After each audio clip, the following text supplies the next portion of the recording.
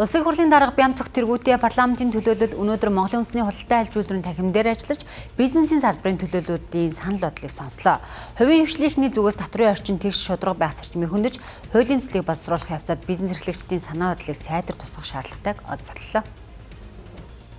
Уулзалтын эхэнд улсын хурлын даргын зүгээс хувийн хвшлийн үүрэг ач холбогдлыг онцлон тэмдэглэж, бизнес эрхлэгчид нь ажлын байрыг бий болгох, татвар төлөх, улс орны эдийн засгийн өсөлтийг бодитоор дэмжих гол хүч гэдгийг онцлолоо. Зөвхөн Монгол улсын эдийн засгийн бүтэц шин шатанд шилжиж байгаа энэ үед төрийн оролцоог бууруулж, хувийн хвшлийн оролцоог нэмэгдүүлэх бодлогыг хэрэгжүүлэх ёстойг сануулсан байна. Татварынхаа баазыг нэмэгдүүлэх гэвэл илүү та бүгдийн дуу хоолойг сонсч ээж энэ зорилго хангагдана, энэ зорилго биелэгдэнэ. Сайлын önөөндөө тийм үү тэжээл өгчөөж, өвс өгчөөж ариун сүв авнаа. Тэжээхгүй өвсийг өгөхгүй байж сүв авч чадахгүй. Түүнтэй адилхан татвар төлж байгаа, баялаг бүтээж ажлын байр бий болгож байгаа энэ аж ахуйн нэгжүүдэд иргэдээ бизнес эрхлэгчид дэмжиж төр төсвийн орлогоо бүрдүүл.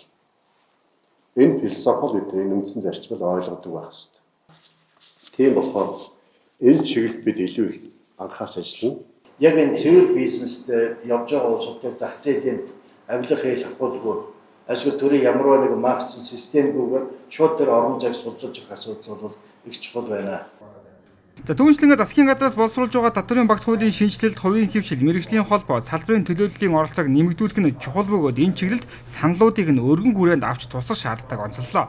Улсын хурлын даргын зүгээс ийм төрлийн уулзалтыг цаашид тогтмол зохион байгуулж, бодит үр дүнд хүрэхэд анхаарч ажиллахаа мөн илэрхийлсэн байна.